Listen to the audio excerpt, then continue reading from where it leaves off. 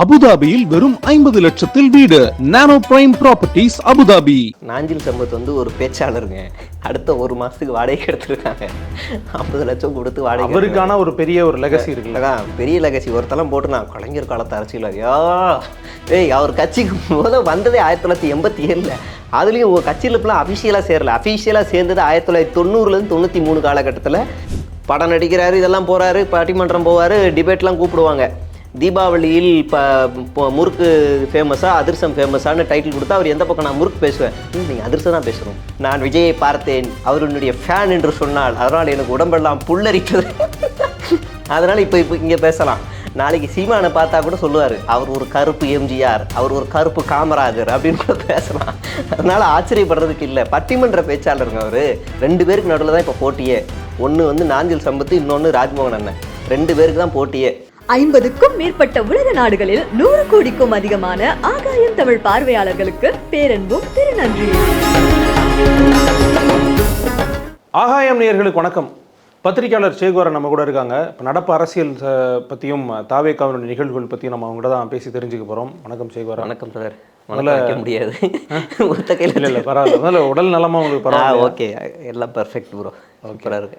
நடப்பு அரசியல் பற்றி பேசுவோம். நம்ம ரெகுலராக பேசிகிட்டு இருந்தோம், பட் நடுவில் உங்களுக்கு கொஞ்சம் உடம்பு சரியில்லாமல் போனதுனால பேச முடியல. இப்போ இருக்கிற சுச்சுவேஷனில் தாவேக்காவினுடைய கூடாரம் வலுவாகிட்டே போகுது அப்படின்னு எடுத்துக்கலாமா? ஏன்னா செங்கோட்டையன் அவர்கள் வந்து கட்சியில் சேர்ந்தாங்க, நாஞ்சில் சம்பத் அவர்கள் சேர்ந்துருக்கிறாங்க. செங்கோட்டையன் அவர்கள் சொல்லும்போது என்னென்னா, எக்கச்சக்கமான அதிமுக பிரதிநிதிகள் அதிமுக கட்சியில் இருக்கவங்க வந்து சேர்றதுக்கான வாய்ப்பு இருக்குது, யார் யாருன்னு சொன்னால் பிரச்சனையாரும் அப்படின்ற அளவுக்கு அவங்க சொல்கிறாங்க. ஒரு பக்கம் சைலண்டாக தாவேக்கா வந்து தங்களுடைய பக்கத்தை எப்படிலாம் ஸ்ட்ராங் பண்ணுவோம், அப்படி ஸ்ட்ராங் பண்ணுறாங்கன்னு எடுத்துக்கலாமா? இப்படி பார்ப்போம். நம்ம தாவேக்கா கட்சியில் இருக்க யாரையுமே தாவேக்கா விஜய் நம்பலை. அங்கே இருக்க ரொம்ப அறிவு சார்ந்த ஆளுங்கள்லாம் மாவட்டத்துக்குள்ளேயே இருங்கப்பா, கீழே இருங்க, நீங்கள் கீழே இருந்து கழட்டுங்க போதும், மேலே கொஞ்சம் அறிவான ஆளுங்கள்லாம் வேணும், ஃபாலோவர்ஸ் அதிகமாக இருக்க ஆளுங்க வேணும், லைக்ஸ் அதிகமாக இருக்க ஆளுங்க வேணும், ஷேர்ஸ் அதிகமாக போகிற ஆளுங்க வேணும், அதனால நாங்கள் அந்த பக்கம் இருக்கிற ஆளுங்களை நாங்கள் தேவைப்படுது அப்படின்னு மாநிலத்தில் இருக்க நிர்வாகி எல்லாருமே A to Z மாற்றுக் கட்சியிலேருந்து தூக்கிட்டார். புசியானது முதற்கொண்டு. இல்லை, ஆனால் மாற்றுக் கட்சியிலேருந்து இந்த கட்சிக்கு வர்றாங்க. நம்ம அன்ப்ரூவன் ஸ்ட்ரென்த்துன்னு பேசியிருக்கோம் தாவேக்காவை. அவங்க வந்து ஒரு அரசியல் கூட்டத்தில் வந்து நிறைய தவறுகள் பண்ணுறாங்கன்னு பேசியிருக்கோம். இந்த மாதிரியான கட்சியிலேருந்து இங்கே வராங்கன்னா அப்போ தாவேக்கா ஒரு ஈர்ப்பு சக்தி உள்ள கட்சின்னு தானே எடுத்துக்கணும். வரவங்க எப்படி வராங்க அப்படின்னா, தாவேக்காவோட கொள்கையை ஏற்றுக்கிட்டு வந்தால் சந்தோஷம். வரும்போதே இந்த பார் அம்மா பார்த்தியா, யாருன்னு தெரியுதா, ஒரு காலத்தில் நீங்கள் இப்படி இருந்தீங்களே அப்படின்னு வராங்க. நான் என்ன கேட்குறேன்னா, செங்கோட்டையன் வந்து நாளைக்கு திமுகவில் போய் ஜாயின் பண்ணுறாருன்னா அம்மா ஃபோட்டோவோட போவாரா, இல்லை திமுகவில் ஜாயின் பண்ணவங்க தான் அந்த ஃபோட்டோவோட போயிருக்காங்களா? அதுக்கான சுதந்திரம் இந்த கட்சியில் இருக்குன்னு அவர் சொல்கிறாருங்க. அப்போ இப்படி எடுத்துப்போம். நாளைக்கு RSSலேருந்து ஒருத்தர் வராரு, மோகன் பகவத்தோட ஃபோட்டோ இப்படி வச்சுட்டு வராரு, இங்கே பாருங்கள் இவர் தான் என் குரு, இல்லைனா மோடியோட ஃபோட்டோ வச்சுட்டு வர்றாரு. சுதந்திரம்ப்பா, என்னோட சுதந்திரம். இல்லை, RSS பாஜகவை தாவேக்கா எதிர்க்கிறது மாதிரி ஜெயலலிதா அவர்களை வந்து அவங்க எதிர்க்கலையே. ஜெயலலிதா இந்துத்துவாவுக்கு ஆதரவாக பேசியிருக்கிறாங்க. இல்லை, அவங்கள வந்து தாவேக்கா நேரடியாக எதிர்க்கல. ஒருத்தங்க ஆதரவாக பேசுகிற உங்களுடைய விமர்சனம், தாவேக்கா ஊழல் எதிர்க்குது, கரெக்டா? தாவேக்கா இந்துத்துவாவை எதிர்க்குது. இது ரெண்டுத்துக்கும் தொடர்புடையவர் ஜெயலலிதா, ஆமாவா இல்லையா? இப்போ அவங்க வழக்கில் அவங்க மேலே வழக்கு இல்லைன்னு சொன்னது காரணம் என்னன்னா, அவங்க இப்போ உயிரோடு இல்லை, அதனால அவங்கள விடுவிச்சிருக்காங்க. இருந்திருந்தால் அவங்க தான் A1 ஊழல்வாதி. அவங்க ஒன்று குற்றம் செய்யலைன்னு சொல்லி விடுதலை செய்யலை. ஒன்று. ரெண்டாவது, இந்துத்துவாவுக்கு ஆதரவாக ஸ்டேட்மெண்ட் கொடுத்தவங்க என்ன கொடுத்தாங்கன்னா, அயோத்தியில் ராமர் கோயில் கட்டாமல் வேறு எங்கே கட்டுவாங்க, அந்த அயோத்தி வரலாறை பேசணுன்னா ரொம்ப மோசமாக இருக்கும். இல்லை, ஆனால் அவங்க பாஜகவையும் தீவிரமாக எதிர்த்துருக்காங்க ஒரு கட்சியாக. ஒரு கட்டத்தில் லேடியா மோடியான்னு கேட்டது அவங்க தான். கரசேவாவுக்கு போங்கன்னு சொன்னதும் இவங்க தான். அப்போ இருந்து இவங்க ஒரு வகையான சங்கி. கரசேவாவுக்கு போங்கன்னு சொன்னதும் இவங்க தான் அப்படின்னு நான் சொல்லலை, இவங்க சொன்னதா அந்த கட்சியில் இருக்கிற மூத்த அமைச்சர் KB முனுசாமி சொன்னார். கரசேவாவுக்கு போங்க அப்படின்னு அம்மாவே சொன்னாங்க அப்படின்னு. ரொம்ப புனிதமான சேவை கரசேவா. அயோத்திக்கு ஆதரவு கொடுத்தவங்க. நம்ம இப்போ அந்த அயோத்தியில் ராமர் கோவில் கட்டுறதுக்குள்ளே இந்தியா முழுவதும் எத்தனை இஸ்லாமியர்கள் கொல்லப்பட்டாங்க? ஜெயலலிதாவுக்கு அது தெரியாதா? தெரியாமல் தான் அதுக்கு ஆதரவு கொடுத்தாங்களா? இல்லை அவங்க ஆதரவு கொடுத்தாங்கன்னு இவ்வளோ பெரிய கட்சிக்கு தெரியாதா? சரி, ஒன்றும் இல்லை, நீங்கள் வாங்கின ஒன்றும் பிரச்சனை இல்லை, நான் அந்த ஃபோட்டோ மட்டும் வச்சுட்டு வாங்க. சரி, ஃபோட்டோ பேக்கெட்டில் வச்சுக்கிறீங்க, அந்த அலுவலகத்தெல்லாம் என்னென்ன எங்கள் கட்சி கொள்கையோட ஜெயலலிதா ஃபோட்டோ வைக்கிறீங்க, அதெல்லாம் எடுத்துருங்கண்ணே, வேணாண்ணே, மரியாதை வீட்டுக்குள்ளே ஃபோட்டோ வச்சுக்கோங்க, அதெல்லாம் ஓகே, சரி இதை கூட விடுங்க அப்படின்னா, ஒரு படி மேலே போய் இவங்க எல்லாரும் போய் அங்கே சமாதியில் நின்று அம்மா அப்படின்னு வணங்குறாங்க எல்லாரும். இல்லை, ஆனால் ஒரு மரியாதை நிமித்தமாக செய்யப்பட்டது. அப்போ திமுகவிலேருந்து ஒரு ஆள் போகிறாரு, ஒரு முன்னாள் அமைச்சரும் யாரோ ஒருத்தர் போகிறாரு, எனக்கு ரோல் மாடல் கலைஞர் தான் அப்படின்ட்டு அப்படியே எல்லாரும் மறுபடியும் கலைஞர் சமாதிக்கு போய் அப்படி ஒரு சம்பவம் நிகழும் போது தானே பேச முடியும். அப்படி ஒரு சம்பவம் நிகழும் போது தானே பேச முடியும். ஒருவேளை திமுக திட்டிக்கிட்டு இருக்கிறாங்கல்ல, எப்படி போவாங்கன்னு கேட்குறேன். இவங்க திட்டிக்கிட்டு இருக்கிறாங்க திமுகவை அப்படின்னும் போது இவங்க போவாங்களான்னு கேட்குறோம். இதுக்கு பேர் சுதந்திரம் கிடையாது, இது கொள்கையற்றது. விஜய் பலவீனமாக இருக்காருன்னு காட்டுறது. விஜய் வந்து பலவீனமாக இருக்கார். செங்கோட்டையனுக்கு தாவேக்கா மேலே ஒரு நம்பிக்கை இல்லை, விஜய் மேலே நம்பிக்கை இல்லை. இந்த கட்சிக்கு போனால் ஜெயிச்சிருவோம், இவங்கள்ட்டே பெரிய பக்கபலம் இருக்குது, அதனால் இவங்ககிட்ட போனால் ஜெயிச்சிருவோன்னு இவர் செங்கோட்டையனுக்கு நம்பிக்கை இல்லை. அதனால தான் ஜெயலலிதா முகத்தை வச்சு கோபிச்செட்டிப்பாளையத்தில் ஓட்டை கேட்கலாம், அம்மா ஆட்சியவே நான் திரும்ப இந்த இடத்துல கொடுப்பேன்னு இவர் வராரு. விஜய்க்கு கோபிச்செட்டிப்பாளையத்தில் ஒரு வலுவான ஒரு ஆள் கிடைக்கிறாரு, நீங்கள் யாரோட ஃபோட்டோ வேணாலும் வச்சுட்டு வாங்கன்னு இவரும் ஓகே அனுமதி கொடுக்குறாரு. கார்த்திகை தீபத்துக்கு ஜெயலலிதா ஃபோட்டோவோடவே வெளியே வருது. நீங்கள் இதை வந்து தனிப்பட்ட விருப்பம்னு சொல்லவே முடியாது. தனிப்பட்ட விருப்பம்ன்றது வேற. அவங்க ஆப்போசிட்டில் இருக்கிற வீட்டு கல்யாணத்துக்கு போகிறது, துக்க நிகழ்ச்சிகளுக்கு போகிறது, அது தனிப்பட்ட விருப்பம், அது அரசியலுக்கு அப்பாற்பட்டது. ஒரு நபரையே நீங்கள் உங்கள் கட்சிக்குள்ளே ஐடென்டி பண்ணுறீங்க அப்படின்னா அது தனிப்பட்ட விருப்பத்துக்குள்ளேயே வராது, அது கொள்கை சார்ந்தது. நீங்கள் வந்து எம்ஜிஆர் அவர்களை வந்து தாவேக்கா கொண்டாடும் பொழுது அந்த வரலாறு திரும்புகிறதுன்னு அவங்க சொல்லும் பொழுது ஜெயலலிதா அவர்களை வந்து அவங்க ஏற்றுக்கிறத நம்ம ரொம்ப முரணாக பார்க்க முடியாதுல்ல. நீங்கள் சொல்கிற முரண்பாடை நான் ஏற்றுக்கிறேன். ஜெயலலிதாவையே அவங்க ஏன் ஏற்றுக்கலை அப்படின்னா, ஜெயலலிதா ஆட்சியை அவங்க விரும்பலை, அதனால அவங்க ஏற்றுக்கலை அப்படின்னு வச்சுக்கலாம். ஏன்னா ஜெயலலிதாவை விஜய் வந்து கை கட்டி வீடியோ பேசுனது, கொடநாட்டில் போய் நின்னது அவங்க சொல்லலை. கலைஞர் அவர்களுமே அவங்க ரிஜெக்ட் பண்ணுறோன்னு அவங்க சொல்லலையே. கருணாநிதி அவர்கள் நாங்கள் ரிஜெக்ட் பண்ணுறோம் அப்படின்னு அவங்க சொல்லலை. அவங்க இப்போ உள்ள ஆட்சி தான் ரொம்ப தீவிரமாக எதிர்க்கிறாங்க. ஸ்டாலின் அவர்களுடைய கவர்மெண்ட்டை தான் எதிர்க்கிறாங்க. நீங்கள் அப்படி இவங்க சுருக்கெல்லாம் சொல்லலை, அவங்க அப்படியெல்லாம் சொல்லலை. கொஞ்ச நாளைக்கு முன்னாடி வரைக்கும் அவங்க எம்ஜிஆரே கையில் எடுக்கலை, 5 தான் சொன்னாங்க. சுற்றுப்பயணம் வரும்போது தான் எம்ஜிஆரே திடீர்னு கையில் எடுத்தாங்க. சுற்றுப்பயணம் என்னைக்கு வந்துச்சோ அப்போ தான் அவங்க எம்ஜிஆரே கையில் எடுக்கிறாங்க. அதுக்கு முன்னாடி வரைக்கும் எம்ஜிஆரை பெருசாலாம் அவங்க சொல்லலை. நீங்கள் எம்ஜிஆருடைய ஆட்சியெல்லாம் பின்னாடி போய் பேசுனா இன்னும் மோசமாக இருக்கும். எம்ஜிஆர் வந்து அவர் சாகிற வரைக்கும் ஒரு முதலமைச்சரியா 11 வருஷம் தான் ஆட்சி செஞ்சார், 2 ஆட்சி தான். ஜெயலலிதாவும் 11 வருஷம் கடைசியாக இருந்திருந்தாங்க. அப்படிலாம் வந்து சாகிற வரைக்கும் கொஞ்சம் பெருசாலாம் சொல்ல முடியாது. அது இல்லாமல் அவருடைய ஆட்சியில் பிம்பச்சரைன்னு ஒரு புத்தகம் இருக்குது, நான் தரேன் படிங்க. 10 நாளைக்கு ஒரு லாக்அப் டெத் நடந்திருக்கு. அவர் எழுதியிருக்காரு, MSS பாண்டியன் அவர் எழுதியிருக்காரு.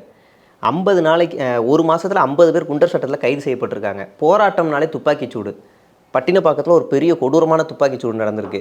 பல இடங்களில் துப்பாக்கிச்சூடு நடந்திருக்கு. நம்மளால் பட்டியலிட்டு சொல்ல முடியும், இவ்வளோ நடந்திருக்கு. சரி, நம்ம அப்படியே இப்போ டாபிக்குள்ளே வருவோம். நீங்கள் ஒருத்தர் கட்சிக்குள்ளே எடுக்கிறீங்கன்னா அவர் இதற்கு முன்பு அவர் எப்படிப்பட்டவராக இருக்கணும்? நல்ல கண்ணு ரேஞ்சுக்கு யாருமே இன்றைக்கி யாரும் இல்லைன்னு வச்சுக்கோங்களேன். அட்லீஸ்ட் ஏதோ ஒரு நல்ல ஒரு அரசியல் பண்ணக்கூடிய ஒரு நபராக இருக்கும். குற்றச்சாட்டுகள் அவர் மீது இல்லாத நபர்களாவது எடுக்கணும். செங்கோட்டையன் அப்படிப்பட்டவரா? இல்லையே. குற்றச்சாட்டுகள் உள்ள எக்கச்சக்கமான பேர் அதிமுகவும் திமுகவுக்கும் போயிருக்காங்கல்ல. அது அவங்க வந்து மாற்றுன்னு சொல்லல. இப்போ மாற்றுன்னு சொல்லிட்டு வரது யாரு? இல்லை நான் என்ன கேட்குறேன்னா, ஒரு எக்ஸ்டென்ட் வரைக்கும் நீங்கள் அதை தடுக்க முடியும், யார் யார் வராங்கன்னு ஃபில்டர் பண்ண முடியும். பட் இதே தலைவர்களாக இல்லாமல் தொண்டர்களாக ஒரு 100 பேர் சேர்றாங்கன்னு வச்சுங்களேன். 100 பேருக்கு வேறு கொள்கை இருக்கலாம், கோட்பாடு இருக்கலாம், கட்சியோட அட்டாச்சாக இருக்கலாம், இப்போ இந்த கட்சிக்கு மாறி இருக்கலாம். எவ்வளோ ஃபில்டர் பண்ணுவீங்கன்னு கேட்குறேன். நீங்கள் இப்படி கொள்கை பார்த்து கூட்டணியில் சேர்க்காம வந்து பார்க்குறோன்னா, நம்ம வந்து பாமகவே திமுக இப்போ வரைக்கும் கூட்டணியில் சேர்க்கலை, வேண்டான்னு ஒதுக்கி நிப்பாட்டி வச்சுருக்கு. நம்மளால் நிறுத்த முடியும்னா, ரொம்ப மோசமான ஆட்கள்லாம் உள்ளே வராங்கன்னா நிறுத்த முடியும்னா நிறுத்த முடியும். இன்னொன்று, நான் மாற்றுன்னு சொல்கிறேன், நான் ஊழலை ஒழிக்க போகிறேன்னு சொல்கிறேன், நான் சாதி மத அரசியலுக்கெல்லாம் அப்பாற்பட்டவன், நான் சமமான ஒரு அரசியலை கொடுக்க போகிறேன்னு சொல்கிறேன். அப்போ நீங்கள் எல்லாத்துலேயுமே மாற்றாதான் இருக்கணுமே தவிர, திமுக பண்ணுறதையே நீங்களும் பண்ணிவிட்டு ஏங்க நீங்கள் மாட்டுன்னு சொன்னீங்க, அவங்கள கேள்வி கேட்டியா அப்படின்னு நீங்கள் திரும்ப கை காமிச்சு விட்டிங்கன்னா, அப்போ நீ 10ஓட 11 ராஜா, நீ மாற்று கிடையாதுன்னு சொல்லிட்டு போயிருங்க. ஒரு வாய்ப்பு செங்கோட்டையன் வந்து எதிர்பார்க்குறாரு, தாவேக்கா மாதிரி ஒரு புது கட்சியில் அது ஒரு அட்ராக்ஷன் இருக்குதா அவர் நம்புறான்னு வச்சுக்கோங்க. இப்போ அவருக்கான வாய்ப்பை கொடுக்க வேண்டியது ஒரு ஜனநாயகம் தானே. கொடுக்கலாம், கரெக்டு தான். இப்போ நம்ம என்ன கேட்குறோன்னா, தாவேக்கா நீ முன்னாடியே எங்களோட ஸ்டாண்ட் என்னன்னு நீ சொல்லியிருந்தீங்க. எங்கள் ஸ்டாண்ட் என்னன்னா ஊழல் நாங்கள் எதிர்க்க போகிறோம் அப்படின்னு சொல்லியிருந்தீங்க. இப்போ எதிர்க்கிறாங்கல்ல, அப்போ ஏன் செங்கோட்டையனை ஆதரிச்சிங்கன்னு கேட்குறான். இப்போ ஏன் செங்கோட்டையனை ஆதரிச்சிங்க அப்படின்னு கேட்குறோம். அவர் வந்து வாச்சாத்தி கலவரத்தில் அவருடைய ஸ்டாண்ட் என்னன்னு தெரியுமில்ல, வன்முறைக்கு எதிரானவர்கள் சொல்கிறீங்க. வாச்சாத்தி கலவரத்தில் இவரோட ஸ்டாண்ட் என்ன? அப்போ இவர் மறுபடியும் அம்மாவையும் உள்ளே கொண்டு ஃபோட்டோவோட வராரு. உங்களுடைய ஸ்டாண்ட் என்ன? நீங்கள் ரொம்ப பலவீனமாக இருக்கீங்கன்னு தானே அர்த்தம். உங்களால் அவர் எதிர்த்து பேச முடியலன்னு அர்த்தம். இப்போ சிடிஆர் நிர்மல்குமார் வந்து RSSலேருந்து வந்தார். அவர் ஒரு பெரிய லீடர் கிடையாது. அதனால் வந்து அவர் எந்த ஒரு ஃபோட்டோவும் பாக்கெட்டில் இல்லாமல் வந்துட்டார். அதனால் நீங்கள் அவர்கிட்ட ஈஸியாக நீங்கள் கண்டிஷன்ஸ் போட முடியும். அவருக்கு பெரிய பேக்ரவுண்ட் இல்லை. செங்கோட்டையன்ட்டு நீங்கள் போட்டுருவீங்களா? போட முடியாது. இன்னொன்று, செங்கோட்டையன் இப்போ வரைக்கும் ட்விட்டர் பக்கத்தில் இவங்க யாரையுமே ஃபாலோ கூட பண்ணலை,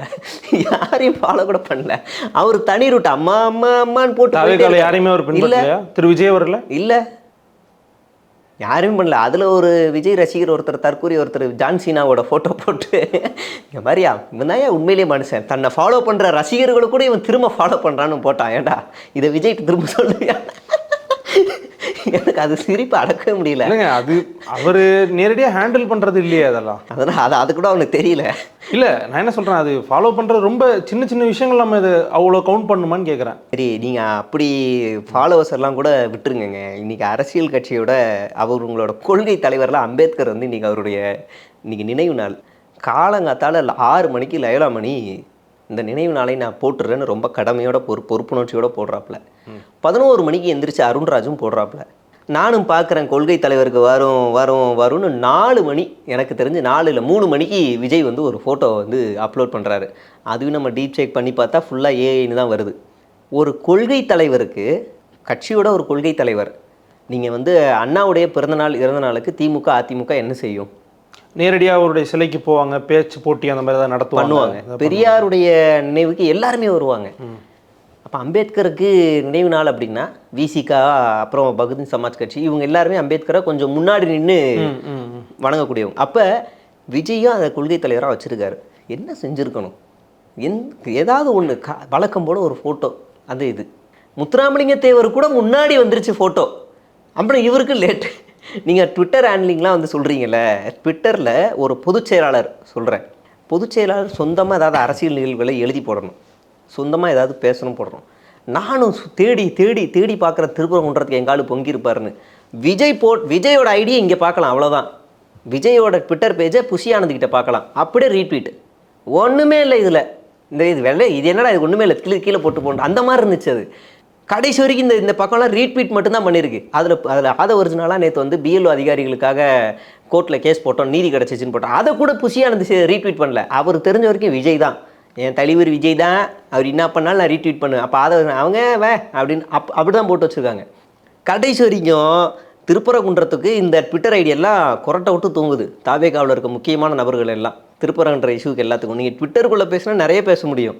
அடித்து வெளியிலலாம் நம்ம அவங்களோட விஷயங்களை சொல்லணும் அவசியம் இல்லை, அவங்களுக்குள்ளேயே அடிச்சுட்டு விஷயம் எல்லாத்தையும் வெளியே சொல்லிடுவானுங்க. இல்லைண்ணா அவங்க வந்து இப்போ ட்விட்டர் ஓகே, அது ஒரு முக்கியமான தளமாக இருக்குது, அரசியல் பேசுறதுக்கான சோஷியல் மீடியாவை அதை கன்சிடர் பண்ணுறாங்க, அதுலேருந்து நீங்கள் பேசுகிறீங்க. ஆனால் யதார்த்தத்தில் களத்தில் வந்து இப்போ நாஞ்சில் சம்பத் அவர்கள் சேர்ந்துருக்காங்க, அவருக்கு ஒரு பொறுப்பு கொடுத்துருக்காங்க, அவங்க சைடில் அவங்க கரெக்டாக தானே போயிட்டுருக்காங்க. நாஞ்சில் சம்பத் வந்து ஒரு பேச்சாளருங்க, அடுத்த 1 மாதத்துக்கு வாடகை எடுத்துருக்காங்க, 50 லட்சம் கொடுத்து வாடகை. அவருக்கான ஒரு பெரிய ஒரு லெகசி இருக்குல்ல, பெரிய லெகசி. ஒருத்தெல்லாம் போட்டு நான் கலைஞர் காலத்து அரசியல்வாதியா, அவர் கட்சிக்கு வந்ததே 1987.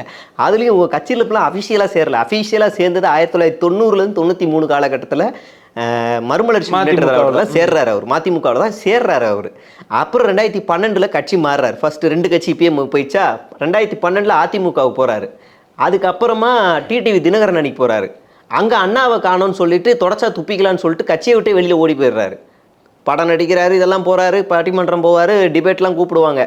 தீபாவளியில் முறுக்கு ஃபேமஸாக அதிர்சம் ஃபேமஸான்னு டைட்டில் கொடுத்தா அவர் எந்த பக்கம் நான் முறுக்கு பேசுவேன், இல்லை நீங்கள் அதிர்சம் தான் பேசணும், அப்படியா நான் பேசிக்கிறேன் கொடுங்க அப்படின்னு அவர் பேசக்கூடியாரு.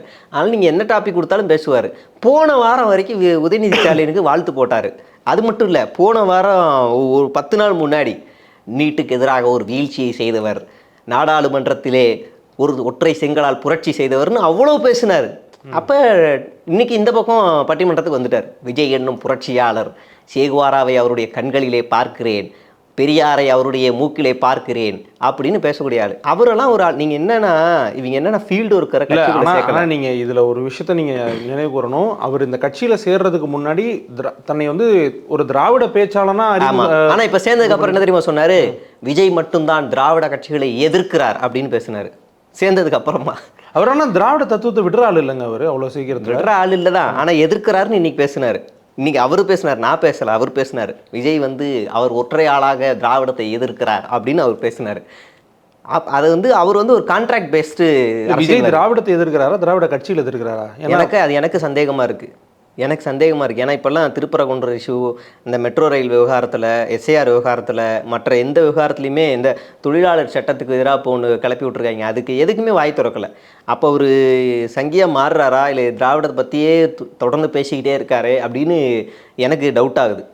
அப்போ அந்த பக்கமாக போயிடுவாரோன்ற சந்தேகம் இருக்குது எனக்கு. அது ஒரு பக்கம். இவர் வந்து கான்ட்ராக்ட் பேஸ்டு, நீங்கள் வந்து இவரை எந்த பக்கம் பேசினாலும் அடுத்த வாரம் திடீர்னு கூப்பிட்டு நீங்கள் வந்து இது பேசாதீங்க, நீங்கள் தமிழ் தேசியம் பேசுங்க, தமிழ் தேசியத்திலே நான் கற்று வைத்திருக்கக்கூடிய திருக்குறளினுடைய அதிகாரத்தை பற்றி பேசவா இல்லை நாலடியார் பற்றி பேசவா அப்படின்னு டக்கு நாம் தமிழர் போயிடுவார். நாம் தமிழர் கழுவி ஊற்றிருக்கார். இவர் ஆகச்சிறந்த ஒரு டிபேட்வாதி அப்படின்னா இடும்பாவனம் கார்த்தியை போட்டு அடிப்பார் டிபேட்டில். இடும்பாவனம் கார்த்தி கேட்கும் போது ஆமான்றுவார். ஆமாம் நீ சொல்கிறது தம்பி கரெக்டு, நீ கரெக்டு தான் தம்பி, உன்னுடைய கண்களினுடைய வாயிலை பெரியாரின் பேச்சை கேட்கிறேன் இடும்பாவனம் கார்த்தியை பற்றி பேசிடுவார் இவர். அப்படியான ஆள் வந்து போயிட்டாருல்ல. விஜய் எப்படி ஆட்களை சேர்க்குறாரு அப்படின்னா யாருக்கெல்லாம் ஃபாலோவர்ஸ் அதிகமாக இருக்குது, ஓகே, யாரெல்லாம் அறியப்பட்ட முகம், ஓகே, வாங்க எடுத்துக்கிறேன் வாங்க. இது ஒரு பெரிய ப்ளஸ். அப்படின்னா நாஞ்சில் சம்பத் எத்தனை எலெக்ஷனில் நின்னார், எத்தனை தடவை சட்டமன்றத்துக்கு போனார், இல்லை கவுன்சிலர் தேர்தலுக்கு நின்று ஜெயிச்சாரா? ஒரு பேச்சாளர் தலைவர்கள் கூட பயணித்த ஒரு நபர், அவங்களுக்காக பேசினவர், அவருக்கு பேச்சில் எக்கச்சக்கமான ரெக்கார்ட். 3 கட்சியில் பொது கொள்கை பரப்பு செயலாளராக இருந்திருக்காரு. இப்போ 4வது ஒரு கட்சி கொள்கை பரப்பு செயலாளராக போகிறார். அவ்வளோதான் வித்தியாசம். அதனால் எந்த கட்சி கொள்கை பரப்பு செயலாளராக போனாலும் அந்த கட்சியோட தலைவரோட பயணம் பண்ணலாம். அதில் ஆச்சரியப்படுறதுக்கு ஒன்றுமே இல்லை. நான் விஜயை பார்த்தேன், அவருடைய ஃபேன் என்று சொன்னால் அதனால் எனக்கு உடம்பெல்லாம் புல்லரித்தது. அதனால் இப்போ இங்கே பேசலாம். நாளைக்கு சீமானை பார்த்தா கூட சொல்லுவார் அவர் ஒரு கருப்பு எம்ஜிஆர், அவர் ஒரு கருப்பு காமராஜர் அப்படின்னு கூட பேசலாம். அதனால் ஆச்சரியப்படுறதுக்கு இல்லை. பட்டிமன்ற பேச்சாளருங்க அவர். 2 பேருக்கு நடுவில் தான் இப்போ போட்டியே. ஒன்று வந்து நாஞ்சில் சம்பத்து, இன்னொன்று ராஜ்மோகன் அண்ணன். 2 பேருக்கு தான் போட்டியே. 2 பேரில் யார் இப்போ சிறந்த பேச்சாளர், சிறந்த எத்தனை தேர்தலில் யார் என்னத்தில் போய் பேச போகிறாங்க, தமிழ் வரலாறு பேச போகிறாங்க, தமிழ் உச்சரிப்பு சரியாக பேச போகிறாங்கன்றதான் போட்டியே. அதுதான் இப்போ உங்க கலகலப்பாக போகுது. அதனால தான் அண்ணனே இந்த போட்டி வெளில தெரியக்கூடாதுன்னு மொதல் இன்டர்வியூவாக அவர் கூப்பிட்டு எடுத்துட்டார் ராஜ்மோகன் அண்ணனே. ஓகே, உங்களுடைய நேரத்துக்கும் கருத்துக்களுக்கும் ரொம்ப நன்றி. நன்றி ப்ரோ. அபுதாபியில் வெறும் 50 லட்சத்தில் வீடு. Nano prime properties Abu Dhabi.